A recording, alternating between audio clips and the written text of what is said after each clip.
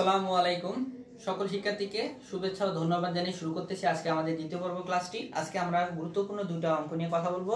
এক নাম্বার অঙ্ক ছিল 12 ক নাম্বার অঙ্কটা। এখানে দেখো এই যে একটা ধারা দেওয়া আছে 7 + 77 + 777 + 777, এইখানে কিন্তু ধারাটা n-তম পদ পর্যন্ত।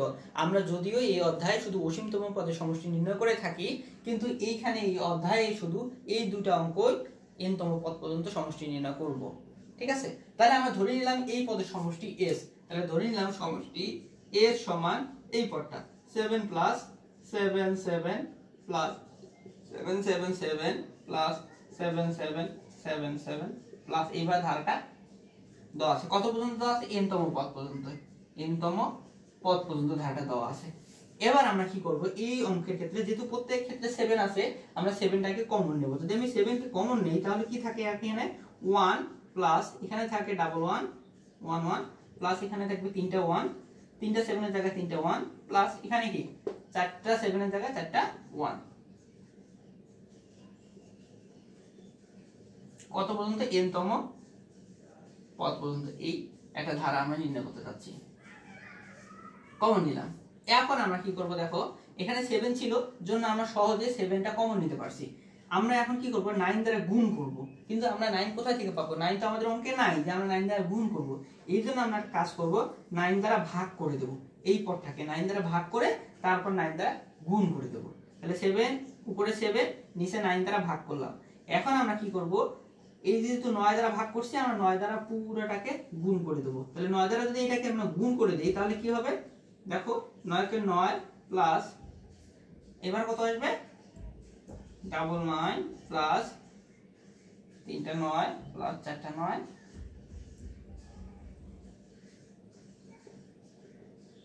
দেখো এই লাইন যে লিখলাম এখানে কিন্তু কোনো পরিবর্তন হয় নাই। এই যে এটা যদি আমরা বাদ দাও তাহলে এখানে সবগুলো দেখি 99 আছে না, আমি যদি 99 কমন নিই তাহলে এখানে যে একটা 99 কমন নিলে কি হবে, এখানে একটা 9 থাকবে, তাহলে এটা কি 1 1 হয়ে যাবে, এই পূর্বের পদটা হয়ে যাবে। তাই না? এখানে যদি আমি 9 কমন নেই তাহলে কি হবে, এই আগেরটা পদ চলে যাবে। তাহলে আমি এই 9 কে যদি কমন নিয়ে সামনে নিয়ে আসি তাহলে আগেরটা হয়ে যায়। এই 9 এবং 9 যদি আমরা কেটে দেই এই যেটা চলে আসে। এই জন্য আমরা কি 9 দ্বারা গুণ করছি, 9 কে আবার কমন নিয়েছি। এই জন্য এই পদের কোনো পরিবর্তন হয় না। কত পর্যন্ত যাবে? n-তম পদ পর্যন্ত যাব। এখন একটা কাজ করব, এখানে 7/9 যা আছে তাই লিখলাম।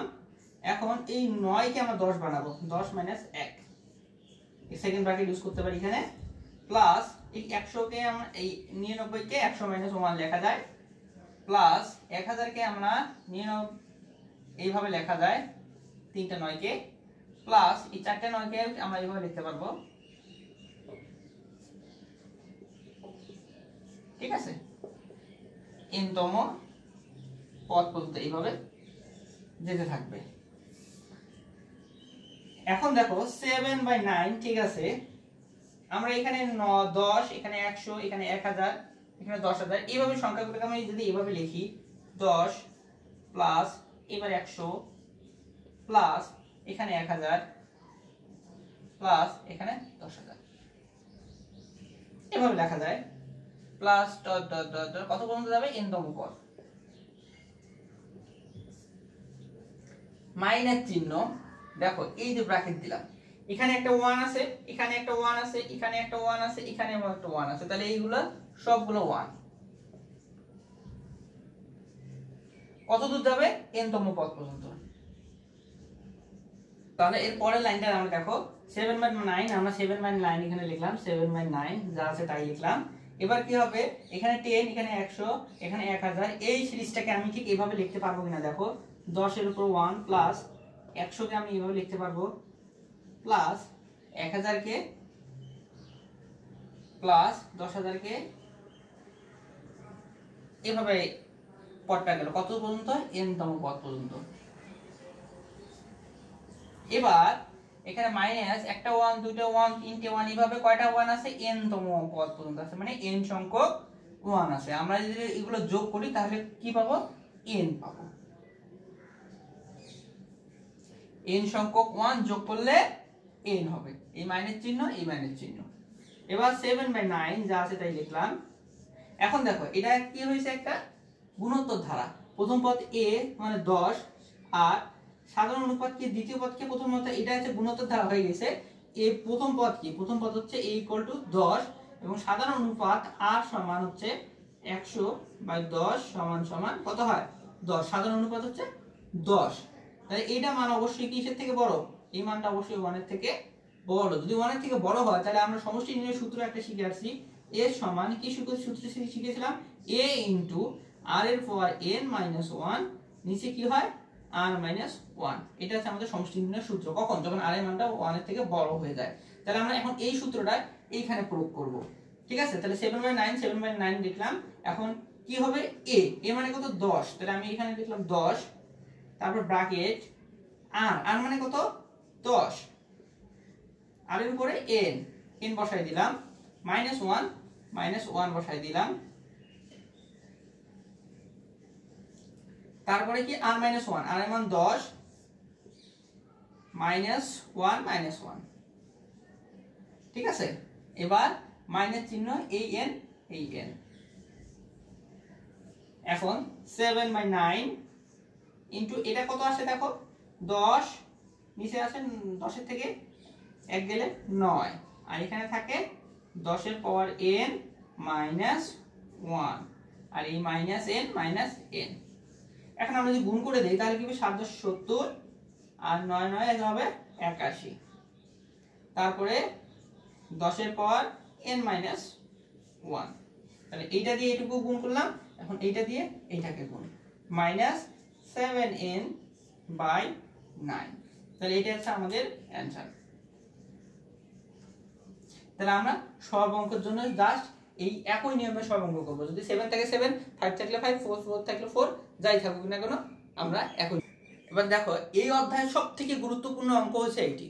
এই অঙ্কটা বিভিন্নভাবে বিভিন্ন বোর্ডে বিভিন্নভাবে দিয়ে দেয়, শুধু এইখানে সংখ্যাটা চেঞ্জ করে দেয়। কখনো x আছে এখানে, কখনো 2x দেয়, কখনো 3x দেয়, বা কখনো প্লাস আছে কখনো মাইনাস দেয়, কখনো প্লাস দেয়। জাস্ট এইটুকু চেঞ্জ করে এই অঙ্কটাই বারবার চলে আসছে এবং খুব গুরুত্বপূর্ণ এই অঙ্ক, একদম সহজ অঙ্ক, একটু বুঝতে হবে। দেখো বলা আছে x এর উপর কি শর্ত আরোপ করলে এই যে অসীম যে ধারাটি আছে, অসীম ধারাটির অসীমতম বা সমষ্টি থাকবে এবং সেই সমষ্টি নির্ণয় করতে বলছে। তাহলে আমরা যে ধারাটা আছে এই ধারাটা প্রথমে লিখে দিই, উত্তর লিখবো আমরা এইভাবে। দেওয়া আছে ধারাটা কি, দেওয়া আছে আমাদের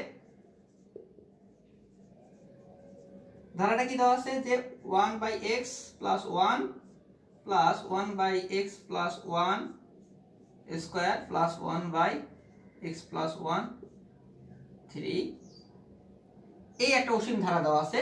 তাহলে আমরা এই অসীম ধারার আমরা প্রথম পদ কি জানি, প্রথম পদ a সমান কি দেওয়া আছে, প্রথম পদ 1/x + 1, এটা হচ্ছে ধারাটির প্রথম পদ।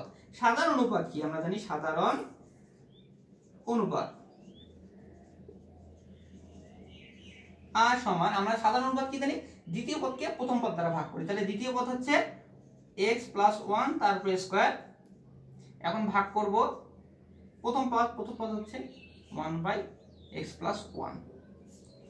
ঠিক আছে, তাহলে আমরা আরেক লাইন এখান থেকে করব। তাহলে 1/x + 1 স্কয়ার, আমরা জানি কি ভাগটা উল্টায় গুণ হয় এবং নিচেরটা যায় উপরে, উপরেরটা নিচে। তাহলে x + 1 নিচে আসে, উপরে 1 নিচে আসে। তাহলে এখানে আছে x + 1 দুইটা, এখানে x + 1 একটা। তাহলে এখানে দুইটার থেকে একটা যদি চলে যায় থাকে 1/x + 1। এটা কি মূলত r বা সাধারণ অনুপাত। ঠিক আছে, এখন এই অসীমতম পদের বা অসীমতম ধারাটির অসীমতম পদের সমষ্টির আমাদের সমষ্টি নির্ণয় করতে পারবো যদি এই r এর মানটা কি হয়, যে 1 এর থেকে ছোট হয় এবং -1 এর থেকে বড় হয়। মানে -1 থেকে মানটা বড় এবং 1 এর থেকে যদি ছোট হয় তবেই আমরা এই ধারার অসীমতম পদের সমষ্টি নির্ণয় করতে পারবো। ঠিক আছে, তাহলে আমি কি বললাম দেখো, এই ধারাটির এই প্রত্যেকটা অঙ্কের ক্ষেত্রে এই ধারার অসীমতম পদের সমষ্টি থাকবে যদি এই r এর ভ্যালুটা -1 এর থেকে বড় হয় এবং 1 এর থেকে ছোট হয়। তাহলে আমরা এই কথাটাই এখন লিখবো যে ধারাটির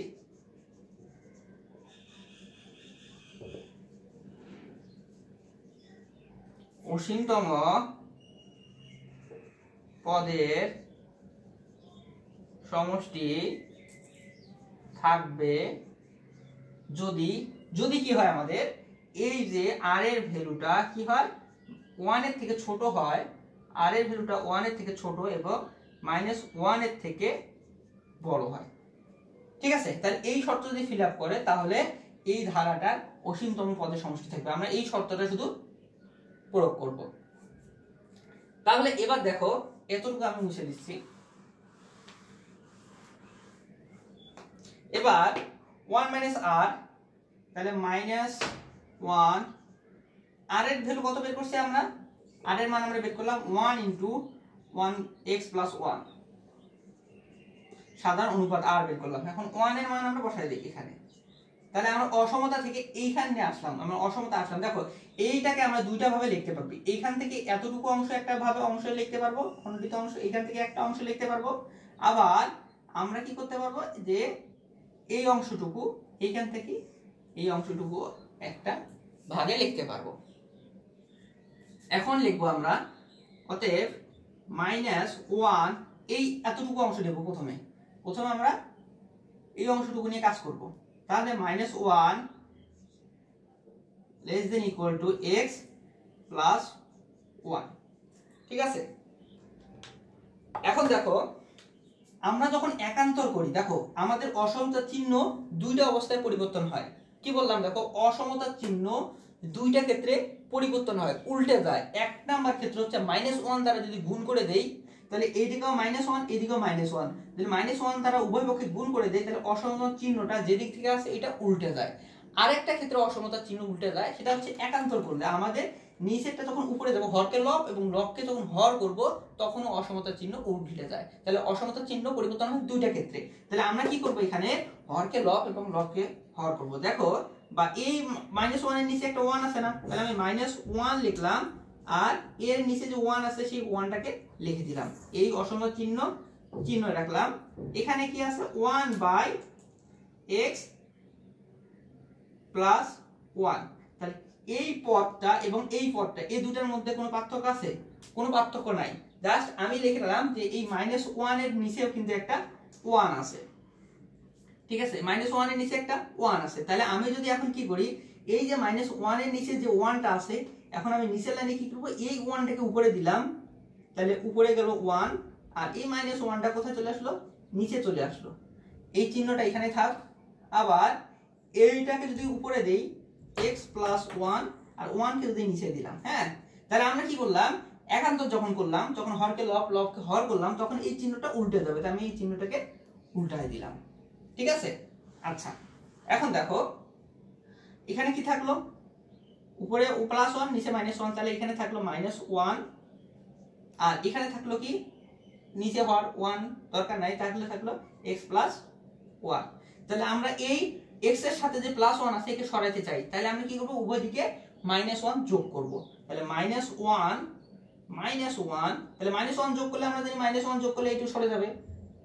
এই এটা দেন চিহ্ন x + 1 -1। তাহলে আমরা কি বললাম? -1 মিলে -2 আর এখানে +1 -1 চলে গেল, থাকলো x। তাহলে আমি এই জিনিসটাকে শুধু ঘুরায় ওইদিকে দিলাম। তার মানে দেখো x এর মানটা -2 থেকে ছোট, x এর মানটা -2 চেয়ে ছোট। আমি এইটাকে এইভাবে লিখতে পারি, x এর মানটা -2 থেকে ছোট।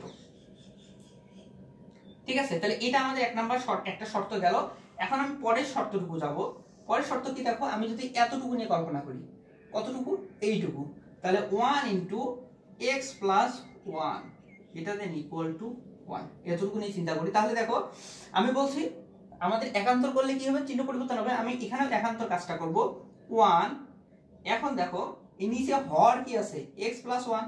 এখন এই হরকে আমি উপরে দিলাম x + 1, এই আবার লবকে আমি নিচে দিলাম। এই চিহ্নটা আছে তাই আমি এখন চিহ্নটা বসাইলাম না। তাহলে এর নিচে কি একটা 1 আছে, সেই এর নিচের যে 1টা থাকার কথা, এই 1 কে আমি কি করলাম? উপরে তুলে দিলাম। আর ওই 1 তো আছে, উপরের 1 নিচে নামাই দিলাম। চিহ্ন যেহেতু ছিল এই দিকে, চিহ্নটা ঘুরে গেল এই দিকে। এখন এদিকে থাকলো x + 1 আর এদিকে থাকলো কি 1 এবং 1 গুণ করলে 1 হয়ে যায়। তাহলে আমি এখান থেকে 1টাকে সরাই দেবো, এই জন্য কি করতে হবে আমাকে -1 উভয় দিকে যোগ করতে হবে। তাহলে উভয় দিকে আমি -1 যোগ করে দেই, তাহলে x + 1 - 1 > +1 আমি -1 উভয় দিকে যোগ করে দিলাম। এখন এই 1 চলে গেল, x 0। তাহলে কি হলো, শর্ত কি, x এর ভ্যালুটা কি হচ্ছে 0 থেকে বড় হইতে হবে এবং -2 থেকে ছোট হইতে হবে, তবেই এই অসীমতম ধারার সমষ্টি নির্ণয় করতে পারবো। আমরা এখন লিখব নির্ণয় শর্ত। কি শর্ত, যে x এর ভ্যালুটা 0 থেকে পজিটিভ হতে হবে, অথবা কি হতে হবে, x এর ভ্যালুটা -2 থেকে ছোট হইতে হবে, অর্থাৎ x এর ভ্যালুটা -2 থেকে ছোট হইতে হবে। এটা আমাদের নির্ণয় শর্ত। আচ্ছা, সেই অংশটুকু আমাদের সমষ্টি নির্ণয়। আমরা জানি প্রথম পদ আমাদের বের করছিলাম a = x + 1 1/x + 1 এবং সাধারণ অনুপাত বের করছিলাম r = 1/x + 1। আমরা সমষ্টি নির্ণয় সূত্র জানি, s ইনফিনিটি সমান কি জানি আমরা, a * 1 - r। এটা আমরা সমষ্টি অসীম ধারার সমষ্টি নির্ণয় সূত্র জানি। এখন আমরা মানগুলো বসাই দেব। a এর ভ্যালু কত আছে, এইটা 1/x + 1। এখন নিচে 1 এর জায়গায় 1 রাখলাম, মাইনাস চিহ্ন, আর এর ভ্যালু বসে দেই 1/x + 1, এটা পাই আমরা। এখন দেখো উপরে যা আছে সেটা আমরা বসাই দিলাম, যে 1/x + 1।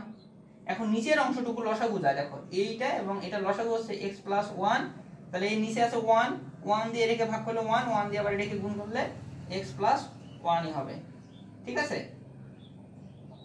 এখন এইটা দিয়ে এটাকে ভাগ করলে 1, এখন 1 দিয়ে এটাকে গুণ করলে -1ই থাকবে। পরের অংশটুকু দেখো, তাহলে আমরা উপরে যা আছে তাই লিখলাম, x + 1। এখন নিচের অংশ দেখো, এই 1 চলে যায়, থাকে হচ্ছে x, নিচে আসে কত, x + 1। এখন উপরেরটা লিখলাম x + 1, তাহলে এই নিচের অংশটা ভাগ আছে, ভাগটা উল্টায় গুণ হয়ে যায়, এই নিচের অংশটা উপরে চলে যাবে x + 1, আর নিচের xটা, উপরের x নিচে চলে আসবে। এখন এইটা এবং এটা চলে যায়, থাকে কি 1/x। এইটা হচ্ছে কি সমষ্টি, এটাই আমাদের অ্যানসার। আমি বারবার বলছি এই অঙ্কটা খুবই গুরুত্বপূর্ণ, এই অঙ্কটা শুধু এই জায়গায় চেঞ্জ করে অনেকবার অনেকভাবে অঙ্কটা দেয়। শুধু এখানে 2x, কখনো 3x, কখনো প্লাস, এখানে কখনো মাইনাস, এইভাবে অঙ্কটা সাজানো থাকে।